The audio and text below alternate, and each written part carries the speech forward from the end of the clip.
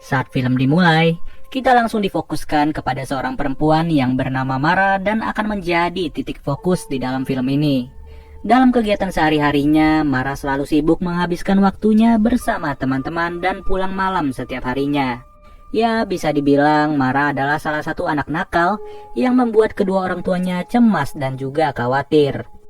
Esok harinya, kita diperlihatkan sebuah kegiatan pembelajaran yang sedang berlangsung di ruangan kelas.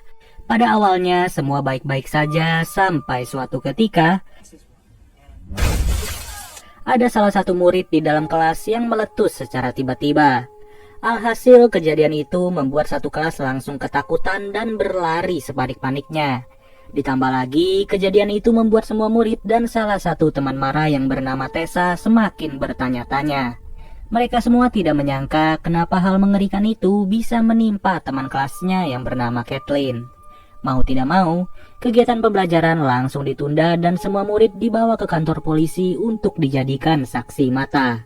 Di hari itu juga, segala bukti di kelas mulai dikumpulkan dan terlihat jelas banyak sekali cipratan darah maupun potongan tubuh yang sudah hancur tidak berbentuk. Sebagai bentuk rasa simpati serta bela sungkawa, seluruh teman-teman Kathleen mengadakan sebuah acara khusus untuk mengenang kejadian itu.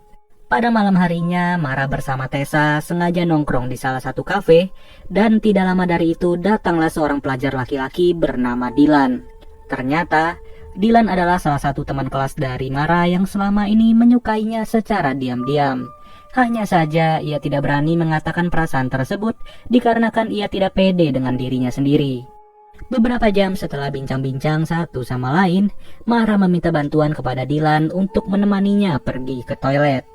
Dari hal ini, Dylan udah memikirkan hal yang tidak-tidak, dan ternyata Mara mengalami mual yang luar biasa sampai tidak tertahankan lagi. Tidak sampai di situ, ia juga mengalami halusinasi yang membuat dirinya sulit untuk fokus kepada Dylan.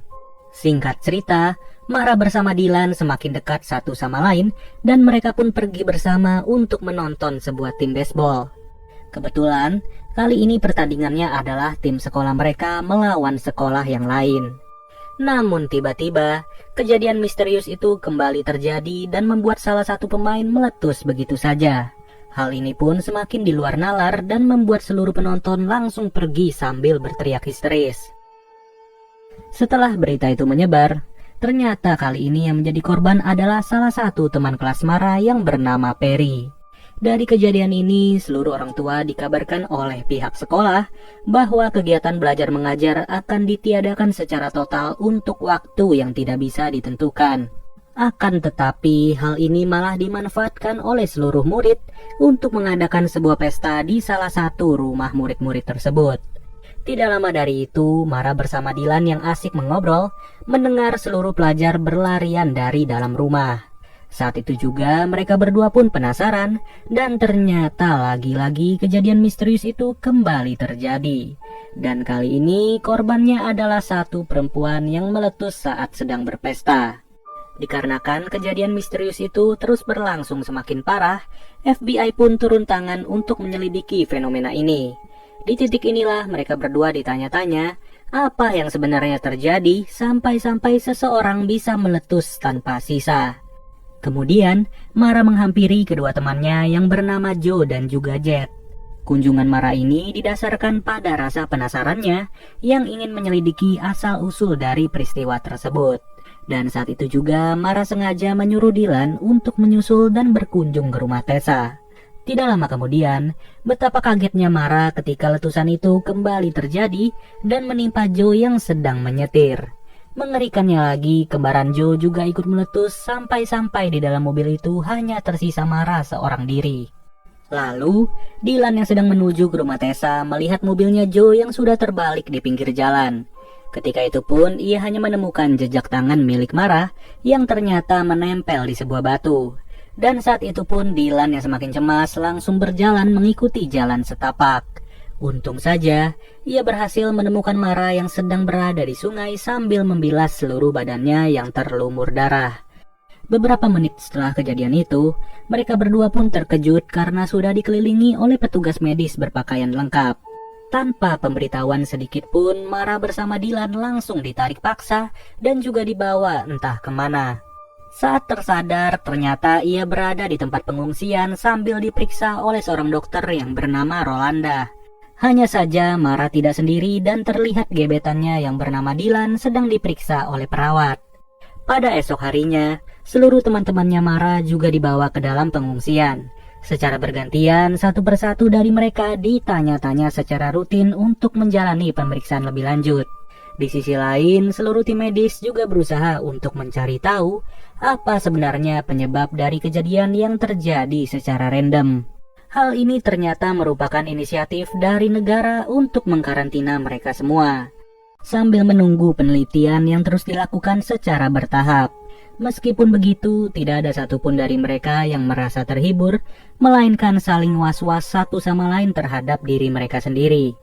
Kemudian, salah satu pembicara dari tim medis memberitahu mereka beberapa informasi, bahwa proses penemuan obat terus diusahakan semaksimal mungkin dan mau tidak mau harus menunggu waktu yang tidak bisa ditentukan.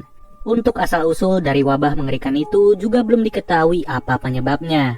Tapi yang jelas, dari insiden yang sudah terjadi sebelumnya dapat disimpulkan bahwa kejadian tersebut hanya berlangsung terhadap murid-murid yang berada di sekolah itu. Dan benar saja, salah satu dari mereka langsung meletus tanpa sebab di dalam tenda tersebut. Parahnya lagi, kabar ini pun semakin menyebar kemana-mana dan membuat seluruh orang tua murid menjadi ketakutan. Bahkan, kejadian tubuh yang meletus masih terus memakan korban jiwa tanpa waktu yang jelas sama sekali. Di sisi lain, seluruh tim medis terus berusaha sekeras mungkin untuk menemukan obat yang tepat bagi mereka semua. Ya, bisa kalian lihat sendiri, sambil santai pun masih ada aja tubuh manusia yang meletus. Kabar baiknya, dari sekian banyak percobaan yang telah dilakukan mulai menunjukkan tanda-tanda positif, yang dimana pada akhirnya obat berwarna biru dipercaya bisa mengatasi wabah tersebut. Seketika itu pun orang tua yang setiap harinya selalu datang ke tempat pengungsian langsung merasa senang. Ya, wajar saja, siapa sih yang tidak senang kalau anak mereka bisa selamat dari maut.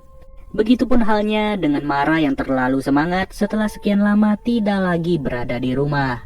Akan tetapi, ia diwajibkan untuk terus mengkonsumsi obat tersebut sampai waktu yang belum bisa dipastikan. Beberapa hari kemudian, kegiatan pembelajaran pun kembali diadakan secara normal dan terlihat masih ada pelajar yang melindungi dirinya dengan atribut lengkap. Bisa dibilang pelajar itu adalah satu-satunya orang yang masih percaya bahwa wabah tersebut belum berakhir. Saat jam pelajaran berikutnya, Dr. Rolanda sengaja berkunjung untuk melakukan sosialisasi terkait kejadian misterius. Ketika itu pun respon seluruh pelajar menjadi bahagia dan Dr. Rolanda meminta satu sukarelawan untuk melakukan beberapa gerakan. Tapi tiba-tiba, pelajar tersebut kembali meletus secara mendadak. Lebih mengerikannya, letusan tubuh manusia terus terjadi dalam waktu yang berdekatan. Alhasil, pelajar di dalam kelas itu langsung lari sekencang-kencangnya dan Dylan membantu Mara untuk pergi dari sekolah ini. Betapa paniknya dalam kondisi seperti ini dan terlihat di sepanjang lorong, setiap pelajar bisa meletus secara acak. Tidak ada pemberitahuan, tidak ada tanda-tanda, dan juga tidak ada waktu yang pasti. Tidak terhitung lagi sudah berapa banyak murid yang menjadi korban dari wabah letusan. Kasihannya lagi, pelajar yang menggunakan atribut lengkap juga harus meletus dan menyisakan pakaiannya saja. Melihat hal itu, Mara pun berlari mencari jalan keluar, sampai-sampai ia bertemu lagi dengan Dylan yang terus mencarinya. Akan tetapi pertemuan ini bakal menjadi yang terakhir, dikarenakan Dylan juga ikut meletus pada saat itu. Sudah jelas dari kejadian tersebut, Mara semakin tidak mengerti lagi entah bencana apa yang bisa menyebabkan peristiwa paling random sedunia. Bisa dibilang segala usaha dari penemuan obat hanyalah sia-sia dan tidak berarti sama sekali. Apalagi Mara baru saja kehilangan Dylan yang selalu berusaha untuk menjaganya dengan perilaku apa adanya. Beberapa hari setelah kejadian paling seram di sekolah, Mara pun menjadi perempuan yang tidak terkontrol lagi dan sengaja menghampiri rumahnya Tessa. Namun, Tessa secara tegas mengatakan bahwa ia sudah ketakutan dan akan pergi meninggalkan kota ini selama beberapa hari. Mirisnya, Tessa yang pergi bersama teman sekelasnya sama sekali tidak mengajak Mara. Di sisi lain, seluruh orang tua murid yang menjadi korban terus menyalahi kehadiran Mara yang dianggap sebagai kutukan. Hal itu didasarkan pada kejadian demi kejadian yang terjadi belakangan ini, yang dimana setiap murid yang berdekatan dengan Mara selalu meletus secara acak. Bahkan, berita itu juga menjadi pembahasan di forum internet yang menjelaskan bahwa Marahlah yang menyebabkan semua ini. Esok harinya, ia sengaja mendatangi sekolah yang kembali tidak aktif dan terlihat sepi tanpa seorang pun. Saat itu juga, ia terus merenung apa benar dirinya sendiri yang menjadi penyebab dari semua ini. Singkat cerita, Mara pergi tanpa kabar berhari-hari dan ia memutuskan untuk kembali ke rumah. Di titik inilah ia meminta maaf kepada kedua orang tuanya apabila ia ada salah selama ini. Dan pada akhirnya, ia berpikiran akan mengasingkan diri selama beberapa bulan sampai benar-benar tidak ada lagi hal-hal aneh yang terjadi. Ujung-ujungnya Mara pun tidak tahu lagi untuk tinggal di mana dan film pun berakhir. Buat kalian yang masih bingung, pada intinya film ini menyinggung sedikit mengenai fenomena yang bernama spontaneous human combustion, atau peristiwa terbakarnya tubuh manusia secara spontan yang dihasilkan dari energi dalam diri manusia. Dalam hal ini, manusia yang mengalami SHC dapat berakibat fatal dan membahayakan nyawa manusia tersebut. Untuk lebih detailnya, kalian bisa searching aja mengenai fenomena ini yang pernah terjadi dengan total 200 kasus dalam 3 abad terakhir. Yang menariknya, dari 200 kasus tersebut, terdapat beberapa kesimpulan yang salah satunya adalah kebanyakan korban merupakan pecandu alkohol. Dengan kata lain, film Spontaneous sendiri memberikan sindiran keras kepada anak-anak muda yang menjadi pecandu alkohol. Dan scene itu pun dijelaskan dengan Mara bersama teman-temannya yang setiap harinya tidak luput untuk minum-minum.